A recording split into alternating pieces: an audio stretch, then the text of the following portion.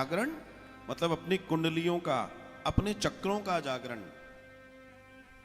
अपने योग का जागरण, अपने सहस्त्रार्थ को एक्टिवेट करना, अपने सातों चक्रों का जागरण।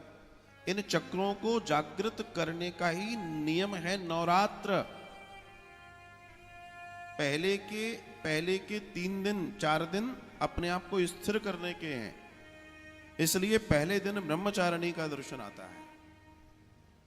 अपने आप को सात्विक कर लीजिए, सब तरफ से समेट लीजिए, सारी चीजों को भुला दीजिए और अपने आप को स्थिर कीजिए, अपने आप को कंट्रोल कीजिए, अपने आप को खान पान से बचाइए, तामसिक चीजों से बचाइए, बिल्कुल सात्विक हो जाइए। और जब आप इस प्रक्रिया में आ जाएंगे तो फिर धीमे धीमे धीमे आपके जीवन की नवरात्रि और नवरात्रि के बाद आप वास्तविक दशहरा मना पाएंगे। क्योंकि इन 9 दिन की साधना को ही करके भगवान श्री राम ने 10वें दिन रावण रूपी महापापी का वध किया था। तो हमारे अंदर जो दशानन बैठा है, उस दशानन का वध करने के लिए हमें अपने आप को एकाग्र करना पड़ेगा, अपने आप को साधना पड़ेगा, अपने आप को स्थिर करना पड़ेगा, अपने आप को प्रसन्न करना पड़ेगा, अपने आप को सात्विक करना पड़ेगा, अपनी इंद्रियों को वश में करना पड़ेगा, अपने आप को बिल्कुल सरल और सहज और निर्मल बनाना होगा। फिर देखिए आपके अंदर शक्ति का संचार कैसे होता है, आप स्वयं देखेंगे तो आनंद हो गया, ये तो कृपा बरस गई। और जिस पल आपने इस कार्य को कर लिया, आप देखिए अभी तक क्या होता है, हम सोचते हैं कि नवरात्रि का दर्शन मतलब 9 दिन बस हमने दिन में ये कर लिया, रात को कराटे मार के सो। नहीं, सॉरी, रात्रि ही जागरण है, ध्यान रखिएगा। और ये जागरण मुझे अन्यथा न लें, ये जागरण बहुत धूम धड़ाके से नहीं होता, ये जागरण शांत होके होता है। जितने आप शांत हो जाएंगे उतनी आपको प्राप्ति होना शुरू हो जाएगी। ये देवी की आराधना का समय है, इस शक्ति की आराधना का समय है। और शक्ति को अर्थात शक्ति को विजय करने के लिए आपको पहले अपने आप को स्थिर और एकाग्र करना पड़ेगा, ध्यान रखिएगा। कैसे होगा? जितना हम फलों का आहार करेंगे, सात्विक रहेंगे, चीजों को समझेंगे, बिल्कुल सहज सरल से रहेंगे, ब्रह्मचर्य का पालन करेंगे, अपने मन वचन कर्म से भी कोई पाप करने का प्रयास नहीं करेंगे, किसी का बुरा नहीं सोचेंगे, किसी का अहित नहीं सोचेंगे।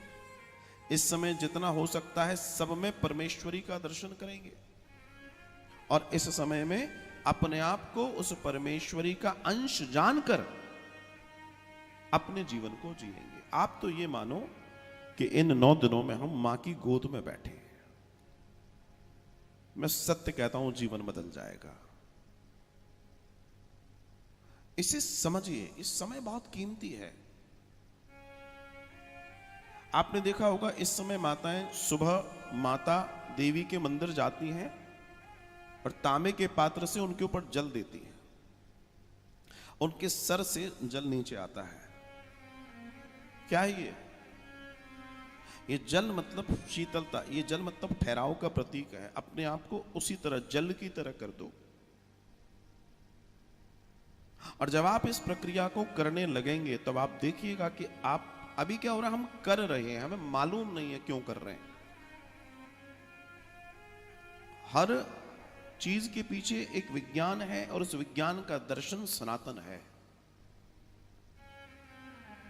आप रोग से पीड़ित हैं, आप वियोग से पीड़ित हैं, आप भोग से पीड़ित हैं, आप जिससे भी पीड़ित हो वो सारी पीड़ाएं आप स्वयं मिटा सकते हैं इन 9 दिनों में। ये बहुत कीमती समय, मैं बार बार कह रहा हूं साहब, कीमती समय है, इसको साधिए। लेकिन हां, साधने के नियम है। नियमित रूप से मां का आराधन कीजिए, जैसे आपको करना आता है वैसे कीजिए, और जितनी आप उसको अपने अंदर उतार पाएंगे अपने, देखो मां के तीन नेत्र हैं। भगवान शिव ने भी तीसरा नेत्र मां से ही प्रसाद में लिया था। तो उस को जानने के लिए हमें अपने तीसरे नेत्र को खोलना पड़ेगा। और तीसरा नेत्र कैसे खुलता है? जब हमारे दो नेत्र बंद हो जाते हैं। उस साधना में, और साधना का कोई भी नियम देख लीजिए, जब आप अपने दोनों नेत्रों को बंद कर लेते हैं तब आपके भौं के बीच में ये जो जगह है आज्ञा चक्र, यहां से तीसरा नेत्र खुलता है। वो आपको अंतःकरण के अंदर ले जाता है, वो आपको अंदर की यात्रा कराता है और वो आपको महान कर देता है। तो असल में इन 9 दिनों में हमें उस अंदर की यात्रा में जाना है, उस अंतःकरण में उतरना है, बाहर से अपने आप को खींच लेना है।